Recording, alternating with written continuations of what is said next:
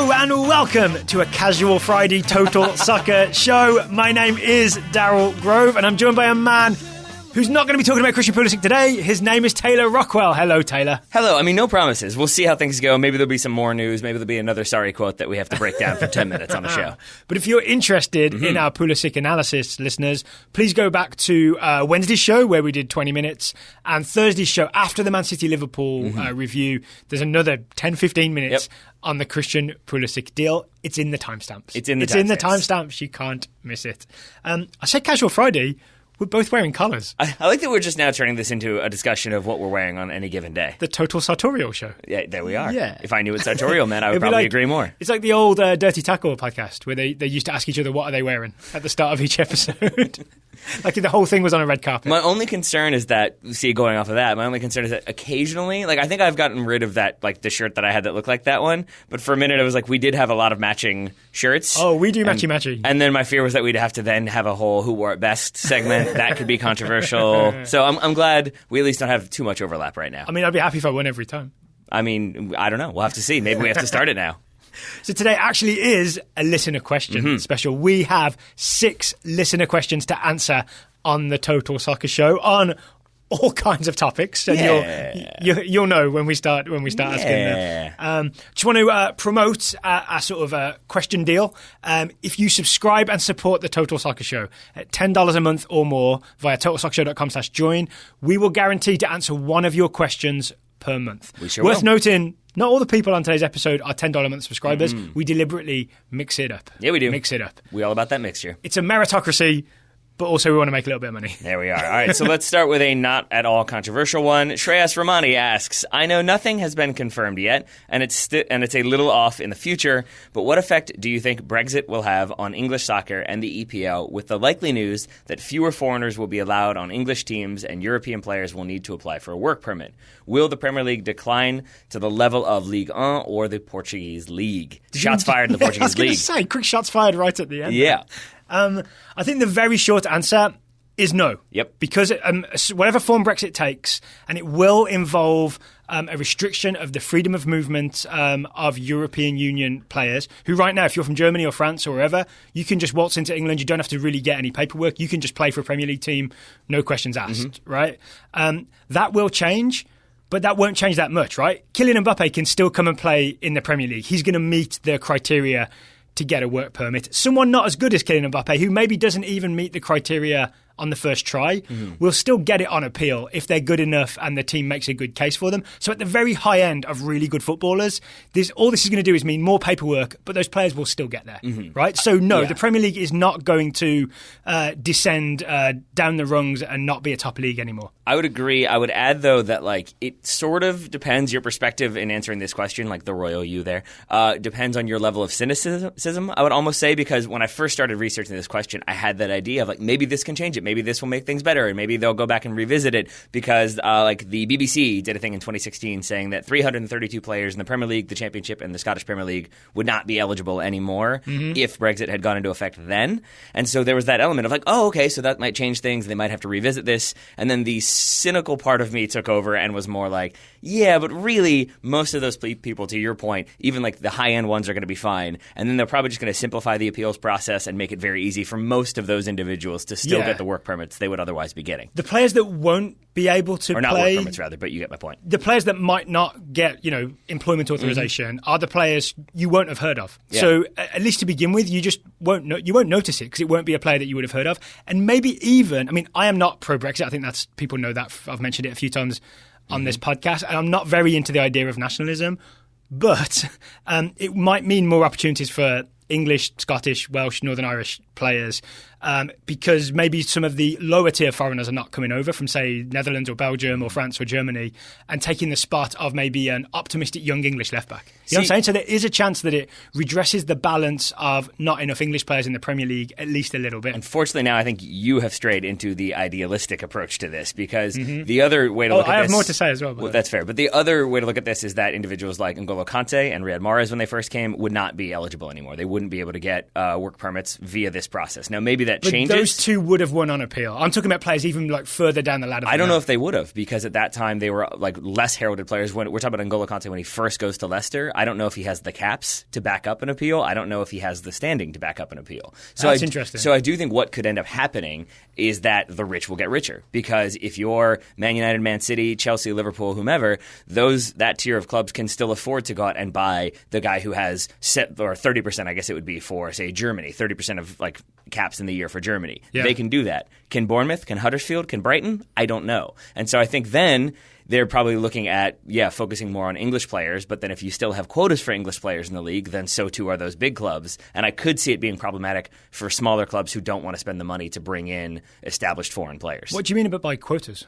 Well, if say, I think like one thing I have heard is that you're going to have you're going to keep the number of English players that you have to have in your squad. You have to have a certain number of homegrown players. You have to have a certain number of players that you've developed, or English players, whatever. So if you have that, then there's still an emphasis for the bigger tier teams on signing talented English players, which means they're still going to be signing up English players from those other teams or wherever they can find them. And then the teams say Brighton have to sell on 3 or Burnley have to sell on 3 of their players because Man United wants them or Chelsea wants them. Now where are they looking for those replacements? If you can't go for lower tier players from the continent, then you're looking at like lower tier players within England, and I think the quality dips as a result. I think we're looking at a different threshold for who will win on appeal. Yeah, that's probably true. Obviously, honestly, we can't know, right? There's just two different opinions that two different people have, right? So, I mean, I think Conte would have got his work permit. I think Riyad Mahrez would have got his work permit, but we'll find out in the future. Yes, or we won't, because we won't end up hearing about those players. So, I mean, that's possible. I think what is like likely in my mind, again, divided government, try to figure things out on the fly, is it just feels like you're going to get a lot of, I would almost say like MLS regulation here of sort of like, we're going to change this rule now. And there'll be like small club dispensation, where small clubs, the threshold is lower for what it takes to get a work permit. Or they'll have like kind of fly-by-night makeshift plans that will allow them to kind of stay competitive. It's worth remembering that this is a government thing, not a Premier League. Like, the Premier League will probably have an influence on the legislation to some extent as it applies to footballers, but it's not league rules. These will be basically immigration rules. Yeah, and worth noting that at the time Brexit passed, I believe all 20 Premier League clubs opposed it. Of course. Well, if nothing else, it adds extra paperwork for Indeed. them. If anyone's curious about the timeline of Brexit, there's supposed to be... Daryl's got it right here. 30 seconds, go. Well, there's a parliamentary vote this January whether Parliament will approve or not approve Theresa May's negotiated Brexit deal.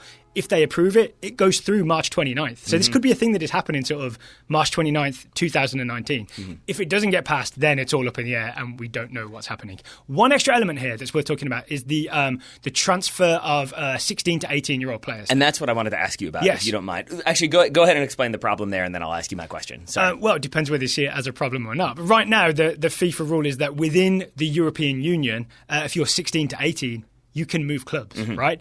Once Britain is no longer part of the European Union, a young Spaniard like Cesc Fabregas cannot leave Barcelona and go and play for Arsenal. That will be a problem. That's going to be very, very different. And I know that again, might benefit English players if you look at it that way. Yeah. And I know that this, like, I don't, whatever, if we ruffle feathers, we do. But, like, I know that they weren't too concerned about the state of the Premier League or English soccer when Brexit happened. But I do have this question for you, which is, like, do you feel like this is sort of representative of why... Not just like why Brexit from the beginning you were opposed to, but the problems that have arisen since, is that like this is something that I feel like nobody was looking at. Like, but what happens with young footballers age 16 to 18? There was nobody that was kind of like looking at that smaller, not even like the red tape stuff, but just the lesser provisions that people might not be paying attention to. You're making a bigger point, I think, which is that who knew Brexit could be so complicated? Right, exactly. Yeah. The answer is about 48 to 49% of people knew Brexit could be so complicated. One other point I want to make in relation to Shreyas's question about could it see the Premier League start to slip down the ranks. So far we've said no, basically, right? Because at the top end you can still get the top players. But if the nightmare Brexit apocalypse, economic apocalypse scenario happens, which I'm not really sure is going to happen, but it's a possibility, and it really genuinely affects the British economy to the point where, you know, people can't afford their Sky TV, their Virgin Media, their cable, which is, you know, the platforms on which everybody pays to watch pay TV, watches the football. That's why even though the Premier League is massive around the world, the biggest TV deal for the Premier League is the domestic one. I think it was like 1.5 billion this year. Yeah, so if there is sort of British economic collapse, that will include the Premier League, and then things will start sliding because there won't be the TV money sloshing around in the Premier League, and then other leagues will will take advantage. Yeah. Right? But that's like, we've got much bigger problems than the Premier League if that happens. Yes, very true. There'll be people looking for insulin. Yeah. I mean, looking for, hunting for, scavenging for, fighting for. But I think when it comes to it, money and public interest and the fear of riling up both of those things will probably make it that they will change rules or whatever you need. The FA will adjust things so that it becomes like that. The appeals process that you mentioned, instead of it being this whole thing, I feel like it might just be like, file the paperwork, and that's all it takes. Like, you can simplify that process too. I think employment in sort of legal experts and people doing the paperwork for employment authorization will go up. So there's that positive. And then it also there'll be new like, jobs at all Premier League teams and at the home office. Hooray for lawyers! Just like Aston. And then the final thing I would say though is that because it does feel a little Wild West in terms of suddenly the young footballer 16 to 18, that is suddenly this weird void that no one quite knows the legislation or what the rule is going to be or how it's going to affect things. And I feel like if you're just the one who kind of walks in and is like, I know the answers. I can fake it. Whatever. I know what I'm doing. I feel like there's suddenly going to be a lot of people who are saying, like, no, this is totally how it works. And somebody else saying, no, that's totally not how it works. And no one will be entirely sure who is correct. Two other things that are not part of Quraishi's question, but are part of Brexit. I think this is our chance to talk Brexit soccer stuff before it all happens, right? There's the effect it's going to have on Americans, right? Right now, players like DeAndre Yedlin could get, I can't remember if it was Latvian or Lithuanian, he managed to get an EU passport, which made it much, much easier, so he didn't have to go through that work permit process, right? Christian Pulisic does not have a problem, he probably wouldn't have anyway, but does not have a problem right now because he's got that Croatian passport. So he especially didn't have a problem because he had the Croatian passport, which allowed him to go when he was younger than 18. Exactly, right? So that's how he ended up at Dortmund, right? So young American players with EU passports will not be able to go to Premier League teams at 16. And then players with Premier League passports in the future with EU passports in the future will have to go through that process. So it may mean fewer Americans in the Premier League. I think that's worth thinking about. Yeah, I think that definitely is worth thinking about because I absolutely agree with you that becomes far more problematic. Okay, so that's all to come. Yeah. All to come in the Brexit future. We'll see what happens. Ready for the next question? Come on, Ligue 1. Allez, Ligue 1. I like mine better. Next question comes from Jennifer Kula. Jennifer asks, what is the history behind the number of fixtures during the festive period in England?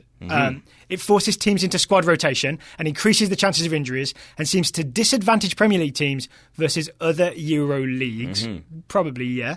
So why do they do it, Jennifer asks. I will say, we put in the document here, Daryl did some reading, so I've got the answers, but I'm interested to hear Taylor's guess. Okay, I have not done much reading, in the sense that really I just thought about this and then chose to research the rest of the It's a type of research. Sure. Sitting and thinking.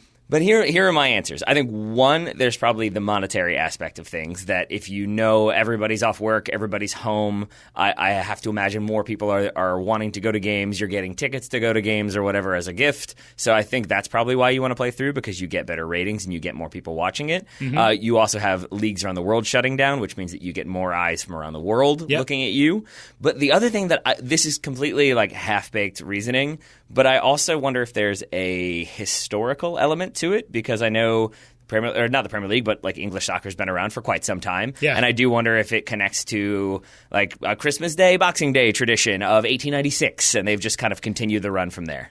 You are not far off. Really? So yeah, it is really it is true that I know your people like history and tradition. It is true that all eyes are on the Premier League during the festive period because other leagues are shutting down. But that's more a recent development as opposed to the reason they did it to begin with, right? That's maybe a current reason to keep it. Yeah. But as with most English football things, it's all about tradition and history. And it goes back even further than I thought it did. The very first We were going game, to get lots of tweets if you hadn't corrected that one, so thank you. I am the sort of person that would do that. The very first game between two teams from rival clubs was on Boxing Day 1860. Of course. Sheffield FC versus Hallam FC on Boxing Day 1860. The Giants of one versus the Titans of the other? I mean, at the time, yeah. That's what it feels like. The two biggest teams in England. There you go. Do I need to explain what Boxing Day is? No one really is worried about that, You right? kind of do.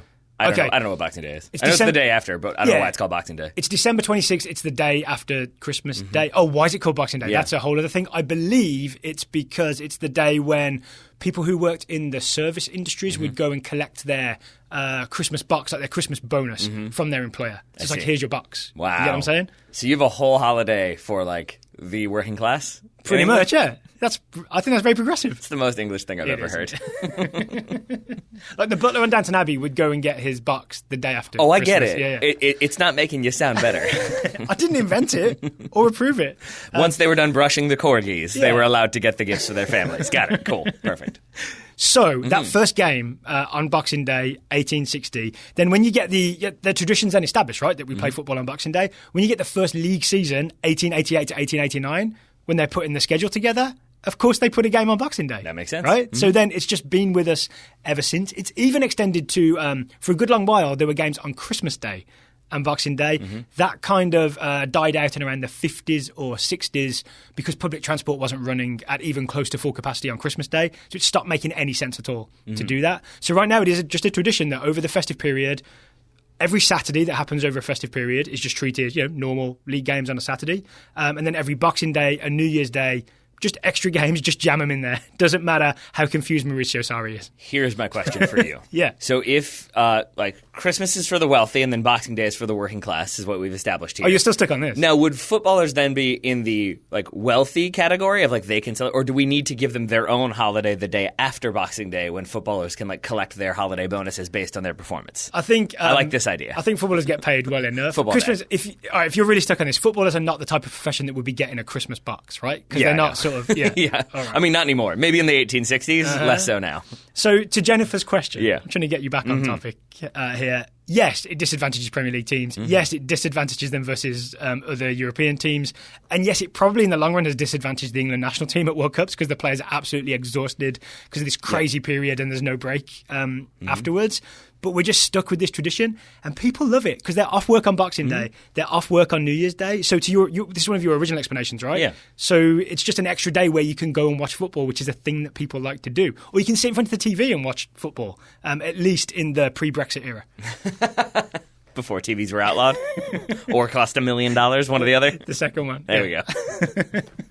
So hopefully that answers the question. Daryl, thank you for doing that research. Yes. We've got... Oh, sorry, I've got one addendum to that. There is, I don't know if it's been, I think it's been passed, it's been approved. There is going to be a break after Christmas coming very soon to the Premier League. So you would play the normal festive period where you have 1 million games in 10 days, but then in mid-January there would be a couple weeks off for Premier League teams. I think that's coming in 2020 or so. And that's when they'll put on the FA Cup and League Cup fixtures? No, so it'll be after the FA Cup fixtures, I think, which, for example, is this weekend. Then there would be a break. Okay. So everyone can at least just take a breath. Yeah. And go to the Middle East? Is it usually how it works? Go to somewhere in Dubai or Qatar or something like that? Probably not Qatar. Probably just Dubai. I think they'd actually give them time off because it would make sense for players to take a rest, right? You would think. You would think. But then it's going to be that thing where ultra-competitive coaches make their players train the whole time, and suddenly it's a thing. So, Jennifer, I hope we answered your question. As do I. We've got more questions to get to, but first we should talk about today's sponsor, HelloFresh. HelloFresh to you. I like to greet it, yeah. It's a nice way to do it. Shouldn't it be HelloFresh? Yes, that works. Hello, HelloFresh, and hello to the apron that HelloFresh sends with your box. I've got, I'm assuming we shouldn't share it, but your wife sent us a picture because she opened the box. It arrived while she was home and you were not, and she looks so thrilled with the HelloFresh apron. We've wanted an apron. We both are not exactly clean when it comes to cooking, and we tend to. I have to wear like the stuff I used to do house cleaning or work in the yard. I wear those clothing to clean and actually cook because I know I'm just going to spill stuff all over myself. Yep. The apron prevents that. Although I'll say also the step-by-step instructions, the clearly labeled and easy-to-access ingredients, they also help with not making a mess. And HelloFresh is not just an apron delivery service. It is a meal kit delivery service that shops, plans and delivers step-by-step recipes and pre-measured ingredients so you can just cook, eat and enjoy. That's right. They do all the planning, shopping and prepping so you can just get to cooking and, more importantly, then get to eating. How long does it take to put one of these meals together? Have you done it yet? I did not. She did it while we were recording yesterday. So I came home to a lovely meal of roasted chicken, fingerling potatoes, and green beans, and it was terrific. Lovely. I'm going to assume, based on the ad copy, that it took 30 minutes max. I would say that probably did. Although Margaret may have been too obsessed with her new apron to really count the amount of time, but I'm going to guess it was around there. Also the case that she doesn't have much patience for cooking that lasts longer than about 30 minutes. I'm going to say it was around there since she finished the cooking. The ingredients come in the box, as we said. You get the recipe card. You just you knock it together. There are 3 plans to choose from. I think it's good for the ads, at least, that You have the meaty option, and I can have the veggie option. The other thing it's worth noting is you have the family plan as well, so classic, veggie, and family. And I believe I'm correct in saying, because this did throw her off a little bit, so it's worth noting, that the instructions card is like the same if you bought the classic or the family plan, or whichever plan you got. It just adjusts the recipe based on if you're cooking for the family versus just the two of you. Yeah. So that's worth noting, because that did throw her off a little bit. It's like it says like add the tablespoon, but then if you look at the card itself, it says 1 tablespoon or 2. So just know that. But I really appreciate that. Even then, they're saving like they're not wasting stuff, because you're not sending out a bunch of individual recipe cards. It's like it works for all meals. Pre-measured ingredients. If I was writing the HelloFresh copy, I would say it's in the bag, because that's how it works, right? The box comes essentially with 3 paper bags in it. You can lift out each paper bag, and all the ingredients for each individual meal are in the paper bag. Something very comforting to me about knowing in this bag is everything I will ever need for this recipe. And it was comforting for Except us pots and pans. to know that we didn't have to buy a bunch of stuff for grocery shopping that week, because it's sort of like that's 3 meals taken care of. We can remove a bunch of stuff from the list as a result. If you want to take advantage of HelloFresh's special offer for 2019, you can get $80 off your first month by going to hellofresh.com/TSS80. That's TSS, the letters, 8080. Enter promo code TSS80. TSS, the letters, 80. So that's hellofresh.com/TSS80. Use the promo code TSS80. It's like receiving 8 meals for free, or $20 off your first 4 boxes. There we are. So thank you to HelloFresh for sponsoring today's episode. On to our next listener question, Mr. Grove, which comes from Kevin Kokol, who asks, if given the chance, what 5-year period in football prior to your lifetime would you time travel to, and why? With unlimited resources to travel the world in realistic ways for the given time period and guaranteed that's my favorite part of this. Entry into any match. Oh no, that's my favorite part. Which matches and or players would you be sure not to miss? Guaranteed entry to any match. Can you imagine the past that on a lanyard that would look like? I see what you mean. I think you mean, can you imagine the past? And I was like, yes, that's the question itself. No, I was saying, can you imagine the past? I'm guessing that the entire time travel technology is not just a pass that you have hung on a lanyard around your neck. But yes, I take your point. So I thought long and hard about this, and I think there's a really obvious answer. I think there is too. Because there is a very specific period of time where there was footage, so players are very famous, but there's not a great deal of footage, and you can go to that time and see those players. You can see the full match and see it live. I have chosen 1965 to 1970. Okay. That's my 5-year period. I have gone 1966 to like 1971. So we're almost the same. And here is where I feel like it's important to note that you are English. My rooting interests tend to be English-oriented or European-oriented. So that's where a lot of this answer comes from. I feel like if you're a huge fan of Brazil, maybe you want to see them in, 58 and 62 or something like that. But for me, it was, around the exact same time period that you mentioned. Can I tell you why I started in 1965 and not 1966, where the obvious choice would be to go and see England win the World Cup? 1965, Pelé scored 49 goals for Santos. In Brazil. Apart from his debut season or his second season, he scored like a little bit more than that. It was his second most productive season. So I would go to Brazil, I would watch Pelé play for Santos and score those 49 goals in 1965. Then, obviously, I'd take. There's jet travel at that point, right? I could even take a ship. I've got time. I'd make it back. I think if time travel is possible, you can probably also teleport. So no. Kevin's question specifically says travel the world in realistic ways for the given time period. I'm saying if time travel is possible, then I'm saying it's realistic. There we go. But I take your point. Yeah, you could get around. It's fine. I would get a steamer across the ocean back in time to watch England win the World Cup. Obviously, I've seen it. I've seen the footage, but to be there is really exciting. Yep. At the same time, you can go and watch Eusebio at the 66 World Cup. You could watch that weird North Korea result against Italy. And unfortunately, you'd see Pelé get injured in 66, but you'd be like, it's fine. I saw that 65 season. I've seen him in action already. Well, also, and I'm going to be around till 1970. There it is. Yes. That's what I was wondering. I was like, I feel like you're leaving out a big one there. Yes. So here's let me round out my dream vacation. After watching the 66 World Cup, obviously England win the World Cup.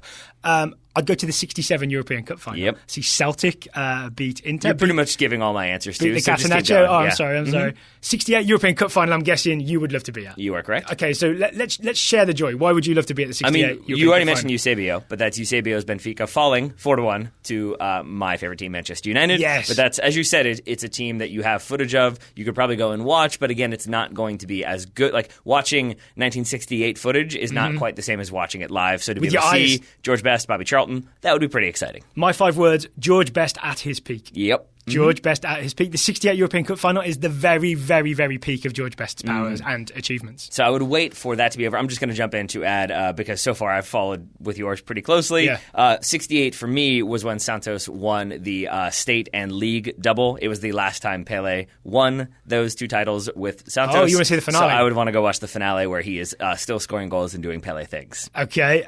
Here's maybe an under-the-radar but really good one that I've got.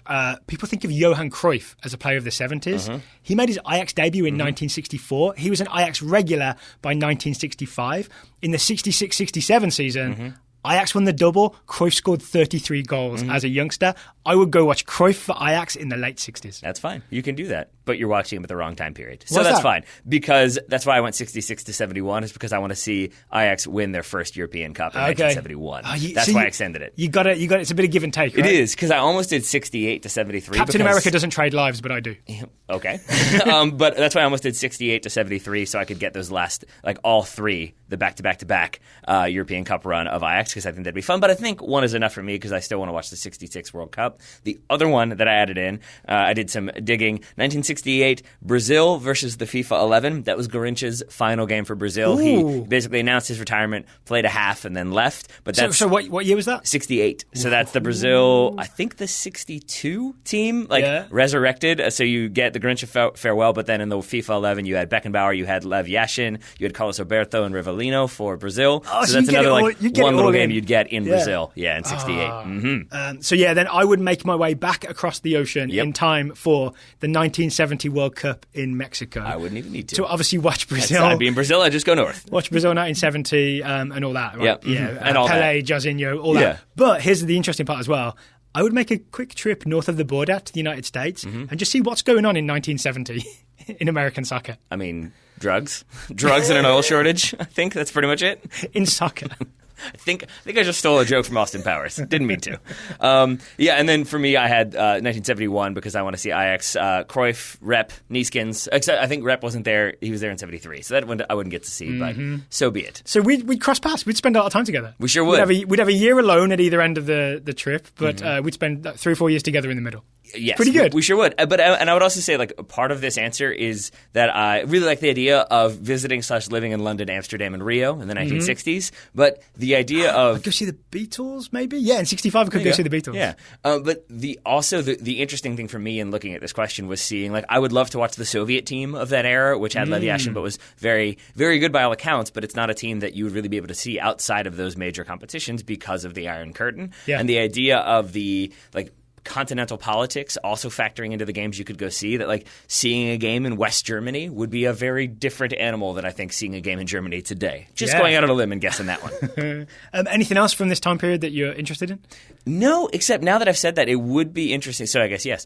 It would be interesting if we could go anywhere. If we truly could access any game to, like, see a game in East Germany, would be kind of interesting, seeing, like, how, like, communist control factors into clubs. Just looking back at the question, you have a pass that would get you into any match. There we go. Guaranteed entry into any match. But then if we're going with realistic travel, I'm not sure how easy it is for an American to just hop over from west to east. You just show the pass that Kevin Coco gave. Yeah, sure. And then spend the rest of my life in a gulag. Yeah, you go to Checkpoint Charlie, perfect. show them that pass. They're like, oh, you got that. Yeah. Come on through, comrade. Yeah, I'm sure that's how it would work. I'm sure. Extra follow-up question. Is there any reason why you didn't go super early? Like, you didn't go Puskás, Real Madrid, or the Mighty Magyars, or even farther back? Because for me, it was that I don't know enough about them, and there's no guarantee that there's as many great things to see in that time period versus in the 60s. I think it's just that, like, my opinion is that the 1970 World Cup is, like, one of the best ones from all the clips I've seen, and the way the coverage has been described. So to be able to experience it in person is a big part of it. Seeing Man United in '68 when they win their first European Cup, that's a big one. And then I love Johan Cruyff. Might be my favorite player. I hesitate to say, like, definitely number one, but I really do enjoy Johan Cruyff, and so to be able to see him at the same time as those other events, that is a big part of it. So I think we're agreeing it's just the concentration of, like, world famous, like, maybe best best player in the world talent, like Pele, Cruyff, Eusebio, Best, all at the same time. You can't turn that down just to see Puskás, right? You cannot. Yeah. I would flip it around and say that if the prior to your lifetime constraint had been put in place, that would have changed things for me, because the idea of like maybe seeing like 94 World Cup and what the USA did there, because I was only 10 at the time, so to be able to experience that more as an adult, but then to wait till 2026. So true, but then to be able to see some of the other stuff that's happening in and around Europe, and then to like have that culminate in say France in '98, and to be able to be there for all those games like that. There is a little bit of an element of like, because of the players that I loved growing up, to be able to see them as an adult and appreciate them all the more. Yes. To see them in person, to be able to see Zidane doing things at his peak. That would be really exciting. To see Ronaldo, original Ronaldo, do things at his peak. I think, and the enjoyable thing would be to see not just the highlights, but the whole thing. Yeah. You know what I'm saying? Exactly. Oh, yeah. All right. Well, thank you, Kevin, for that question. I very much enjoyed that one. Ready for the next one, Taylor? David Powell wants to know, as things stand right now, is the salary cap a positive or a negative overall for Major League Soccer when competing with top leagues? There's a part 2 to this question, but I want to address this one first. So as things stand right now, is the salary cap a positive or a negative overall for MLS when competing with top leagues? Okay, I think I'm answering this question, though maybe not in the spirit that it's intended. I think it's a positive because I don't think they're competing with top leagues. And that's kind of the way I'm choosing to look at that, is that I don't think their stated objective is competing with the top leagues. Yes. And so if you're looking at it from a continuing to exist, continuing to get better, continuing to bring in players, it's allowing them to do that while slowly, maybe possibly getting closer to the top tier. Many years down the road. I've said roughly the same thing, but in a different way. All right. I've just said it's a definite negative when competing with top leagues, because top leagues are full of teams that are the actual clubs can be strong from top to bottom. And you look at the way Atlanta had to sort of rearrange. You look at the way that Atlanta right now have to like lose a DP, like they're stuck. Martinez and Almiron can't coexist. They had to lose Greg Garza, all that kind of stuff. That's a net negative, right? Because you can't, even with Arthur Blank's money, you can't create a super team in Atlanta because you're still restricted by the salary cap and the various DP type restrictions. So in that form, it's a negative. But I agree with you in terms of competing with the level that MLS is at, maybe, and even if you compare that to like Argentina, the fact that salary cap means you're definitely getting paid, the fact that salary cap means that these teams are not going to fold or go out of business is a net positive. Yeah. So we're saying the same thing basically, right? Absolutely. That, the salary cap makes sure MLS is stable. It does. It's also, I think, helped MLS grow faster than it would have over the last since 1996, right? Yeah. It's the thing that's kept MLS on the rails, and we haven't seen another NASL overspend and collapse type Exactly. thing. Yeah. I mean, because that's why you don't have contraction. That's why you have teams continuing to improve, I would argue. It is worth noting, I thought this was a good point. Sam Stejskal kind of broke down the salary cap. Matt Doyle had a great a joinder to it in, I think, 2017 thereabouts, and his point was that like a salary cap is a bit of a misnomer. Yes. And Matt Doyle argues that it should be a like salary budget is what we should call it. Because I've read that article. I think it's really well argued and it fully convinced me, and yet I forgot to use the phrase salary budget. Well, no, I only say that just to say that like I add that for people who are maybe new to it or hate the salary cap or think 3.845, which is what it was in 2017. Like I think they came out with an idea that it was closer to $6 million when you add look at all in, you add baseline GAM, too. That's without DPs. Yeah, you add GAM and you add TAM, and then that's before you even get to spending however much you want to spend on designated players. And so I say that just to say that first of all, that does make an impact to me. That if it is like 40% more than what's reported, that makes like if you're just like, oh, it's a salary cap and it's 3.5 million. That doesn't look nearly as good. And in terms of competing with top leagues, in terms of the image of the league, it's a negative, right? Because because it's very easy, especially if you're not down in the details, to just say, this league's restricted. This league has like like certain cars have a speed restrictor on them. It's kind of what you could imagine MLS has got with their salary cap, because teams can't spend more than a limited amount. Yeah. I think they have that. A restrictor plate, I think is what we're talking about there? Yeah. Or the V-chip that Cartman had. Oh, yeah. So you ready for part 2 of David's question? Part 2 was, if MLS revenues were comparable to Premier League revenues, would this change your answer? I don't know, and since I answered the first one, why don't you answer the second one? Okay. Your face. I would say maybe it does change my answer, because if they were similar to Premier League revenues, as in there's almost unlimited money. $6.4 billion in 2017. There we go.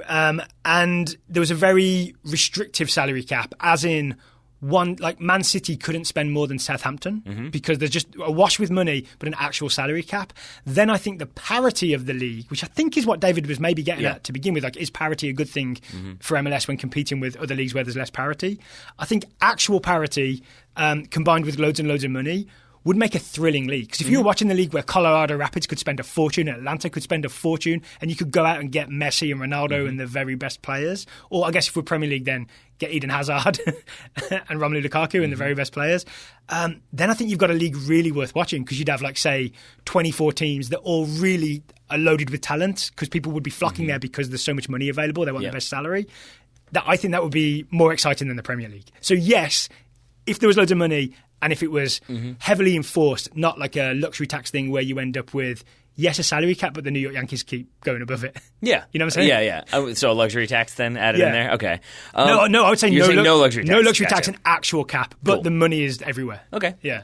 I'm with you. And I think that I'm seeing it as sort of a logical evolution of, like, part one of the question to part two. And so the way I say that to say then that the way MLS has gone about building it now with the salary cap that is admittedly, or salary budget that is admittedly, like, way smaller than what other clubs around the world are spending on wages, it still allows you to build the league to where it is now, where you do have P.T. Martinez going to Atlanta. We keep talking about Atlanta, but, you know, they keep signing players.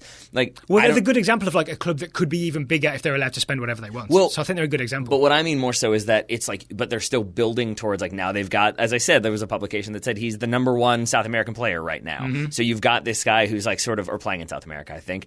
You've got this kind of foundation that's being built, and I think I say that just to say that if suddenly the revenues were the same and they could buy everybody, then it goes back to that, like, oh, they're a retirement league. They're just buying players and spending so much money to bring in big name players. Whereas I do feel like because of the way they're sort of slowly growing, they're putting themselves on a foundation that then it suddenly becomes a more, it's less of a, oh, I'm definitely going to the Eredivisie instead of MLS. It's more of a, like, okay, yeah, maybe. And then eventually it builds up to the point where, because you've got equal revenue, now maybe it's not such a ridiculous choice to play in the United States as opposed to England. Are you suggesting that maybe one day MLS revenue is equal to Premier League revenue? Not really, unless Brexit really doesn't work out well.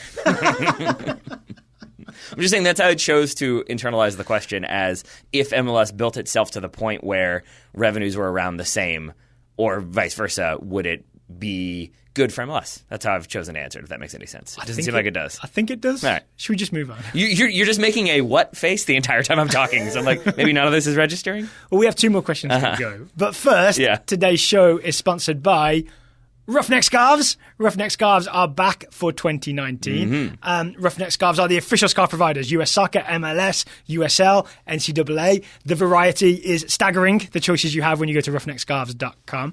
You can also create a custom scarf. So we asked on Twitter, if you were to design a custom Ruffneck scarf to represent your soccering hopes for 2019, what would it look like? And we've chosen 6 answers because people had so many hopes for 2019. I didn't want to deny anybody. I was going to say, also, when you say we there, like, full disclosure, Daryl has chosen these. So I'm excited to read them and see what Daryl wants to see people hoping for 2019. That's not how this went. Charles Camposano says TSS and the Cooligans 2019 tour on one side, and Don Garber handing MLS Cup to Jimmy and D. Haslam and Dr. Pete Edwards on the other. I would be okay with both of those things. John Adams, not that one, says on side 1, Harry Kane lifting the Premier League trophy. John Adams on side 2, me sleeping soundly in bed, totally unrelated to side 1. Does that mean that he will finally be at peace when Spurs win the Premier League? Oh, it could be that. It could be that he wants a year of good sleep, or I'm choosing to see it as it's just him dreaming. Side 1 is just dreams. Jacob Warnicki, 2019 Women's World Cup champions on one side, on the other 2019 Gold Cup champions. I feel like Jacobs is the correct answer. Yes, Those are the great including which side comes first. Yes.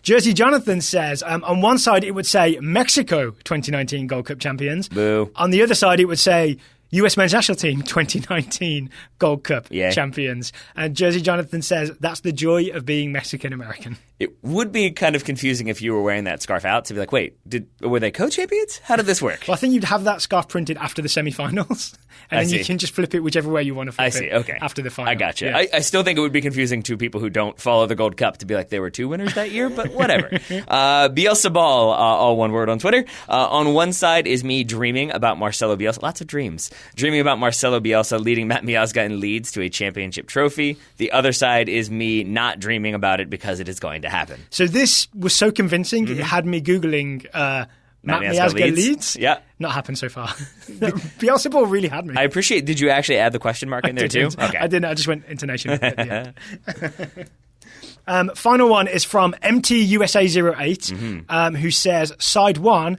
Klopp hugging the Premier League trophy. So that's in conflict with Harry Kane having it. They can't both have it.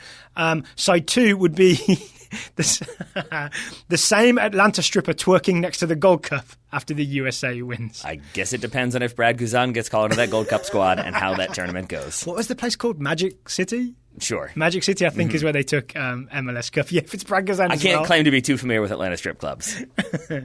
That's not what I've heard. If you would like to get... Given that the 2 times I've been to Atlanta in the last 5 years were with you, I'm pretty sure you can. You did go missing for 2 hours every night between midnight and 2 a.m. That's not true.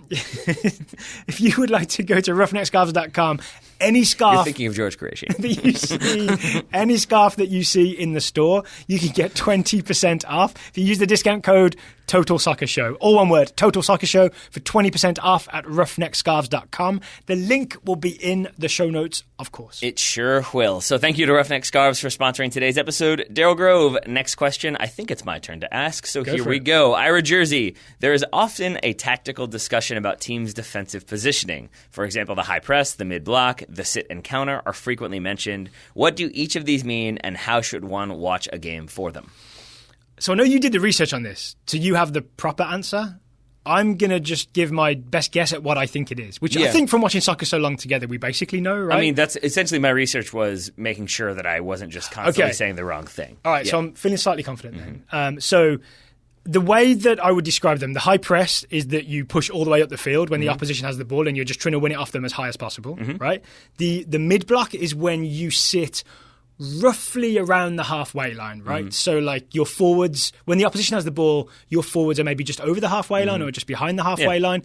Your defenders are pushed up at least outside their own area, right? So more or less in the middle of the field is where you're saying you shall not pass, right? The line of confrontation is a way of describing it. And then the sit and counter is everybody back behind the ball, I think is the best way of saying it. Like maybe defenders in their own area, midfielders just above the penalty area, strikers just beyond that. And then the counterpart, it's weird because sit and counter is the two-part one, is when you get the ball back, then you counter. But a very small team, like say San Marino playing against a big European nation, will sit and sit.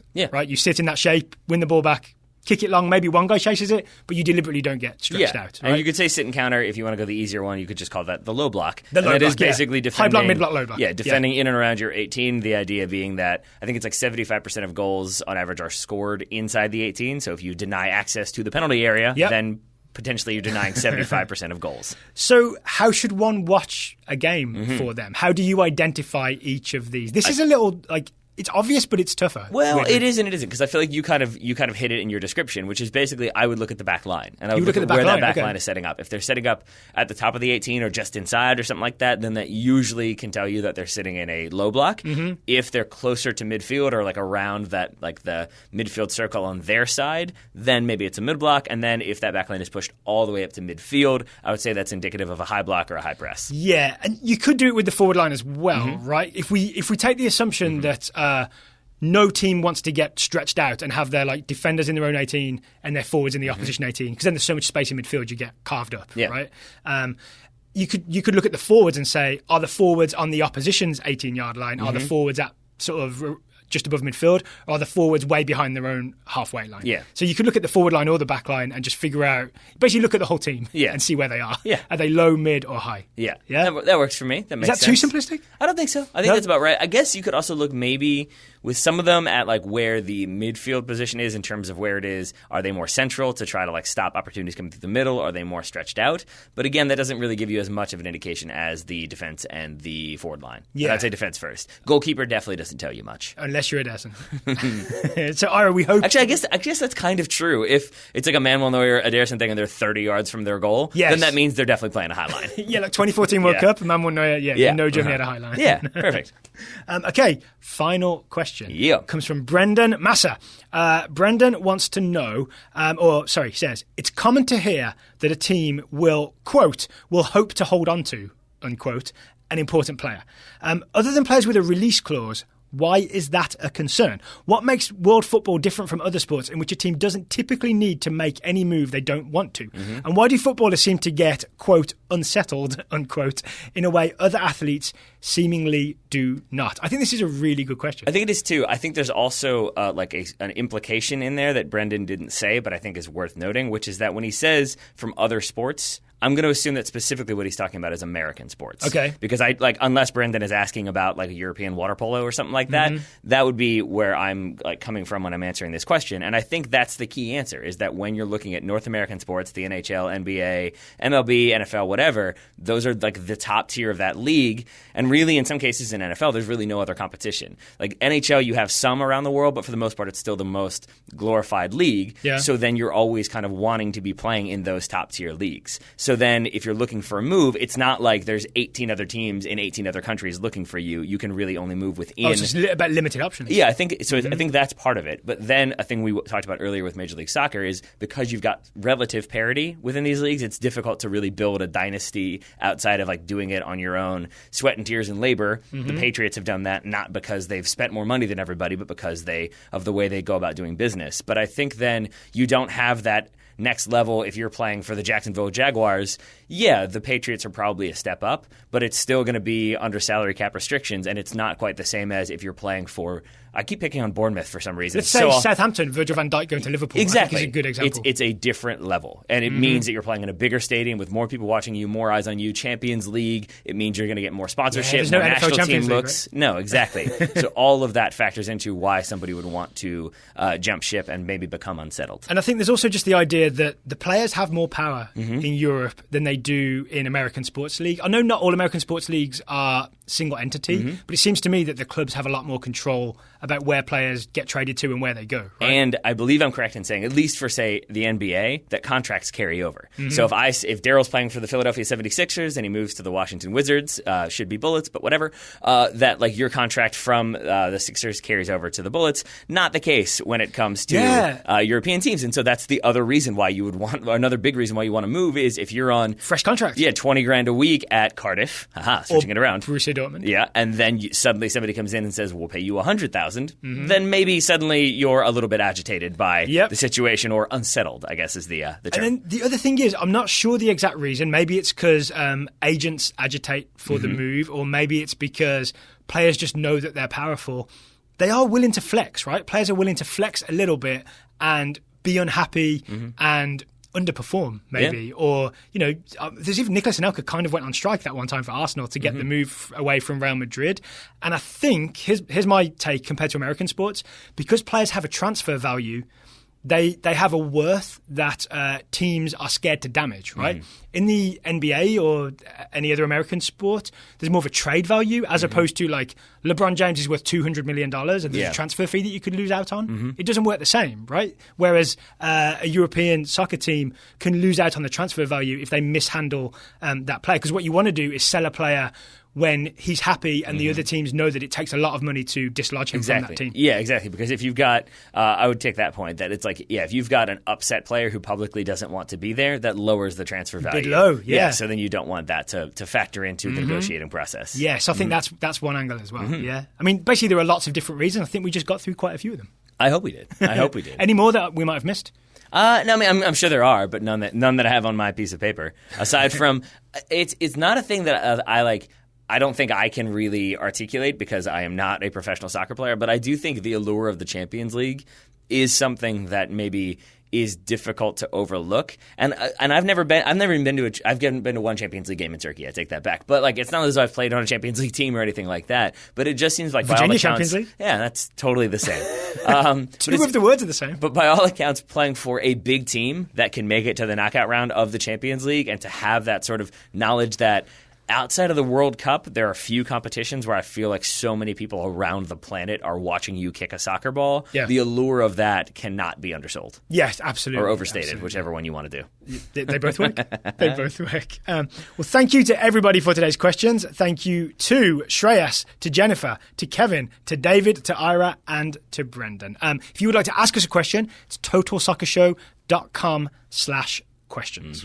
And if you would like to join the Total Soccer Show Scouting Network, you could do so. How could people do that, Daryl? You go to TotalSoccerShow.com/join. The Total Soccer Show Scouting Network is the reason we're able to do the Total Soccer Show. We love our sponsors. That helps us bring money in. But the basis, the foundation of the Total Soccer Show is the Scouting Network. Yeah, it's what allows Daryl to spend all that money at strip clubs in Atlanta. But it is also what allows us to keep up to date with young players. Keep loaning Quraishi money. Yeah, exactly. Exactly. He doesn't even notice it's fake. It's Monopoly money that you're sending to him. It's fine. It also allows us to keep tabs on... the least popular customer. Because he's just giving out Monopoly money. Just keep showing them Instagram videos. It also allows us to keep tabs on young players around the world and potential young Americans around the world. So let's get to some, starting with Stephen Kovac. Kovac scouting Theosin Jordan Sibachu, the 22-year-old French-American striker for Stade Rennais. Or Rennes. Rennes, probably. Since early December, Sibachu has made 2 substitute appearances and started Rennes' latest match against Nîmes. In his 68 minutes of work, Jordan netted 2 goals from inside the box, the first on a counterattack and the second off a rebound from a corner. Do we think Sibachu's going to become American? Or I think the most recent report was that he's not that interested, right? I think he's more interested in France. And until that door is officially closed, he's sort of going to ride that fence. Should maybe look at the depth chart there. David Majewski is scouting Shaq Moore. Scouting Shaq Moore, the 22-year-old American defender for Levante. David says Shaq Moore's loan spell at Royce is over. The team has failed to pay many players since September.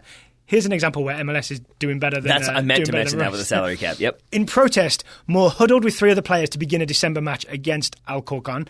This is the second time he has had to leave a Spanish club after it stopped paying players. Huracan was the first. In all, 6 players joined Moore in terminating contracts with Royce.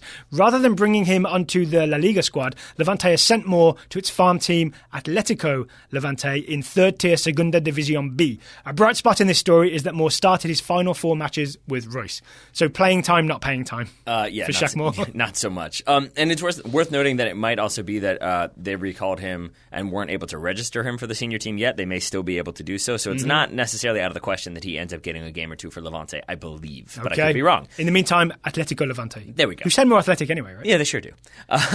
James McRae scouting Rai Hirakawa, 18-year-old Japanese midfielder for FC Tokyo. Is this one you discovered or is this one that James requested?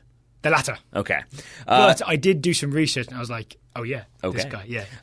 Hirakawa joined the Japan U19s in a tour of Brazil over the holidays and pulled the strings from defensive midfield in a 2-1 win over the Flamengo U20s. I believe he also played a part in defeating the Brazil U20s. Is that so right? Well done, Japan. Rai is working towards earning a spot in the squad for next year's U20 World Cup in Poland. Ooh, we'll see you there. Rai. Everett Wolf is scouting David Brooks, the 21-year-old English midfielder for Bournemouth. Are we going to Poland? Is that what you just said? I mean, I'll see it on TV. Okay, there we go. I am not going to Poland right now. After a brace and a man-of-the-match performance against Brighton on Boxing Day, David Brooks put in a decent shift in an otherwise awful game for the Cherries as they were demolished 4-1 by Taylor's Red Devils. That's their official name. Brooks got on the score sheet with an assist in first half stoppage time, finding himself with the ball on a short corner routine, dribbling skillfully toward the end line, whipping in a dangerous short ball to the head of Nathan Akay. Yeah, I've seen this. He only got on certain score sheets, right? The ones that register assists. That is the one, yes.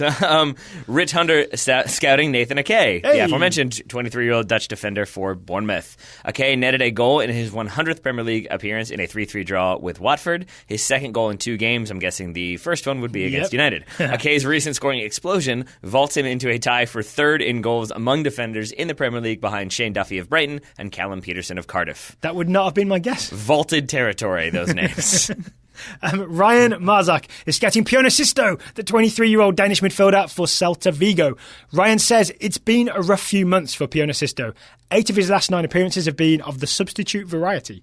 However, some unfortunate news for Celta Vigo may be the opportunity that Pione needs. Starting forward, Iago Aspas, remember him? Has been sidelined for 4 to 5 weeks, and Sisto is one of the leading candidates to fill in for him. Why do you ask me if I remember him? Because you might not. but you get. I was genuinely wondering this because you get so excited when you say it that I'm like, are you asking yourself that? Or are you I'll be actually honest, asking me? I'm half asking you, half asking listeners. Gotcha. Okay, I was wondering about that it's one. aimed at the in-between space between your face and listeners' ears. You say it like once a scouting report. I'm like, well, I compiled them, so yeah, I remember him. So I was just curious if that was more of a Daryl brain exclamation more than anything else. But now I have my answer. Now you know. Calvin Derleth scouting Kennedy, the 22-year-old Brazilian wingback on loan at Newcastle from Chelsea.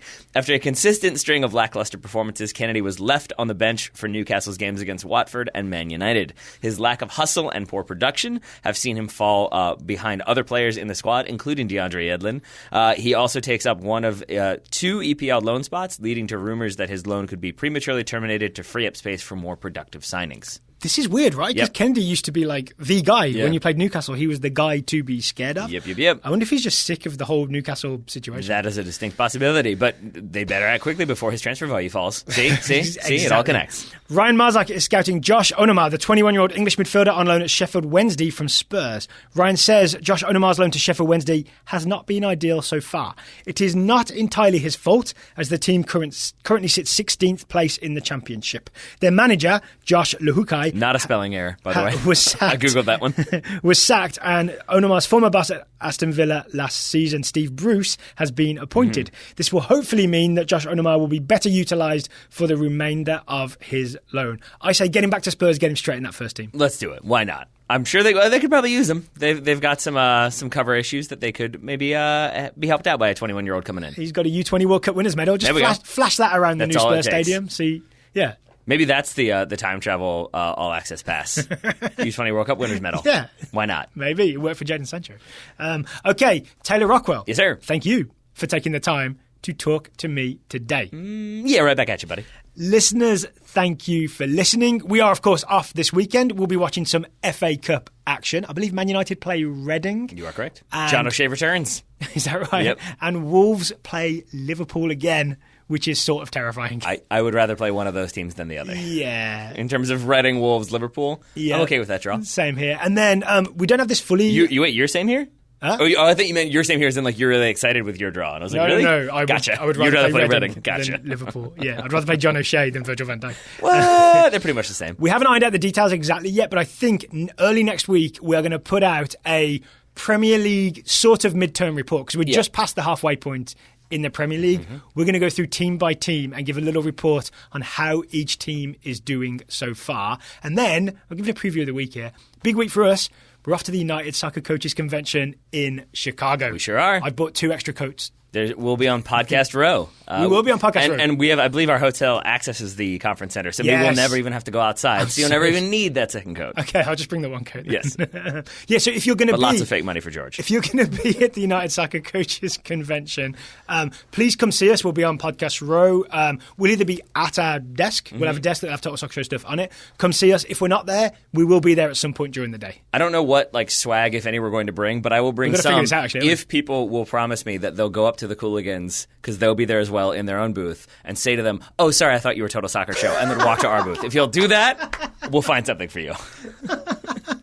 And maybe if you see George Quraishi, because he'll be there as well, from The Athletic, tell him to stay out of Magic City. There we go. Yeah, definitely. Definitely tell him that too. Those are 2 things that we would ask. Taylor Rockwell, thank you for taking the time to talk to me today. I've already done that. I think you have. Yeah? But still right back at you, buddy. Thank you very much. Listeners, thank you for listening, and we will talk to you again next week.